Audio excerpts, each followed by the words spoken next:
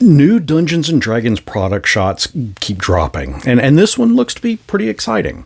GameMasters here, and starter sets for Dungeons & Dragons have almost always existed, going back to even the earliest incarnation of the game. Of course, the contents within would grow over the years as the game became more complex, and its newest box set looks to be pretty full of goodies. We got a newish edition in 2024, a new Dungeon Master's Guide, a new Player's Handbook, and in early 2025, we got a new Monster Manual. And those were great for both experienced DMs and players, as well as for newer players and new DMs. But coming out in September is a new box set that looks to really help ease new players into the game.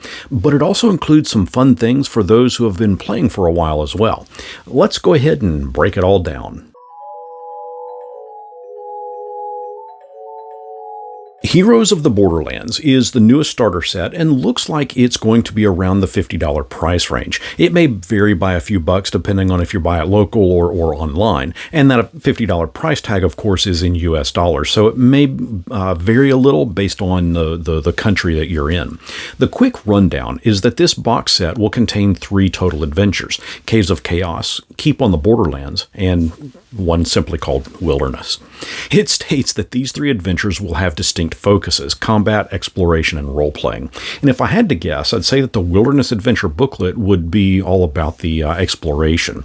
But it could be a toss-up as to which of whether or not Caves of Chaos or Keep on the Borderlands is considered the combat or role-playing focused adventure.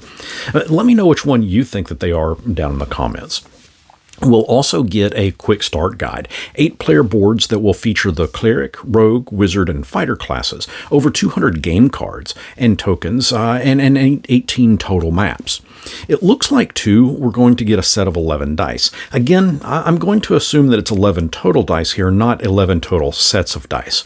I'll go out on a limb and say that we're going to get 4d6s, 1d4, 1d8, 1d12, 1d20, 2d10s to roll percentiles, and that's 10. Well, perhaps we'll see a second d20, and that's kind of what it looks like here in the promotional image anyways. So that's the kind of the overview, but now I want to take a closer look at some of the contents. Now, apologies up front for the pixelated images. This is the best that I could find, but I think it's enough to give us a good idea of what we can really expect. While we're looking at the fighter, I would imagine that the other 3 classes, the cleric, rogue, and wizard, will have a similar layout. On the fighter card, we can see that it's broken down into different columns and sections, with the first section listing out our core stats along with their bonuses. I can very clearly make out strength, dexterity, constitution, intelligence, wisdom, and of course charisma. Underneath that appears to possibly be a small saving throw chart. The second column has the fighter's movement and total hit points. And next to and under that are spaces for equipment. Now, I want to take a brief pause from the class card to point out that we also get equipment cards, and they seem to be able to fit somewhat stacked perfectly in these 3 sections. And while we have cards in the starter set, I think that it's important that we need to not interpret this as WotC making a move towards using cards in the core game like some other role-playing games out there are doing. It's just here as a convenience in order to keep track of what all goodies the players have. The final column has a fighter class overview and provides fighting tips and other information that the fighter class will find useful. Now, I'm not sure what's exactly on the opposite side of this card, but if I had to guess, I'd say that it's likely just simple character art. Well, not simple, but character art. We also get an okayish shot of the cleric's card. The layout's the same, but instead of the third spot for equipment, it instead has a spot for spell cards.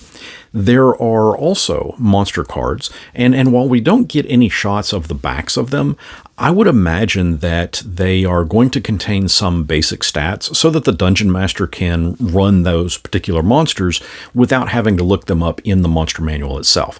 Now remember, this box set is supposed to be an all-inclusive product so that everything that you're going to need to start playing should be in here. Save for, the simple stuff like pencil and paper, if you want to take notes. And of course the extra dice if you don't like sharing your dice.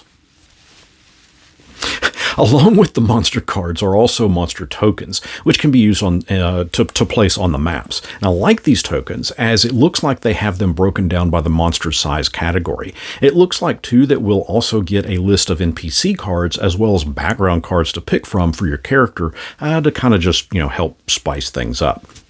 Now, we've gone over the equipment cards, we've gone over the spell cards, and these remind me a bit of the old boxed cards from years ago that features the image of the item or spell on the front and described what it was on the back. For example, we have this spear card with the spear image artwork on the front of it, and the back shows the spear's range, its weapon properties, and its mastery property. Likewise, we can see that Arcane Lock, a spell, gives an image on the front along with a brief description of that spell, while on the back it shows the details of exactly what that spell can do. It also looks like we'll see a nice selection of magic items as well. Next up are maps.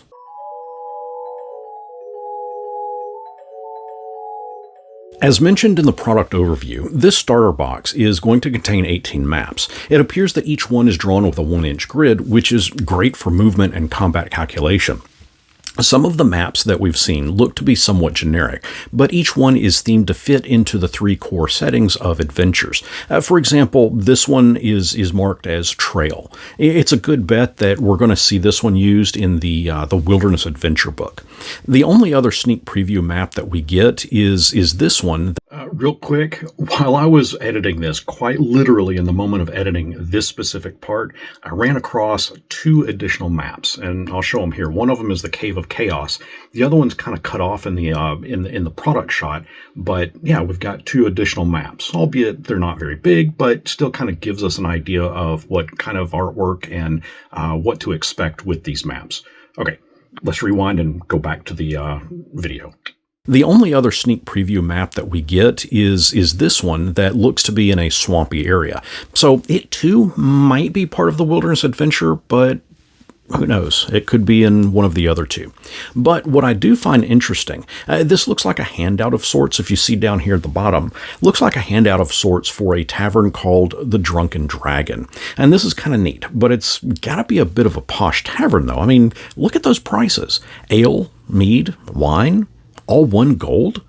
Tea, cider, also gold. That's pretty expensive for some simple tea. All you can eat soup, cheese and fruit, roasted fowl, and some good stew also clocks in at 1 gold each, whereas roast joint and very good stew is a hefty 2 gold. And I know there's got to be some kind of joke in there about the roasted joint, but I digress. I do admit, though, I'm kind of curious to see what other handouts are going to be included in this box. To be honest, this looks like it's going to be a pretty solid set. I'm keeping in mind that, again, it's specifically designed for that group of players who have not played before, or at least have not had a whole lot of experience or exposure to the game and really want to check it out. But again, it has some things in it that even I, as an experienced DM, I'm kind of looking forward to. I kind of like all the reference cards. And of course, I really like the maps. And from what all we've seen, I kind of like the fighter and the cleric and the rogue and the wizard cards too. But what say you? What's in this box that looks to kind of flip your trigger? Or is it something that you'd kind of pass on? If you have a few years of experience running the game under your belt, can you see anything in this that looks cool? Can you think of anyone, any friends that might get a kick out of this box set? Well, let me know down in the comments. And until next our paths cross, may you continue your legendary adventures.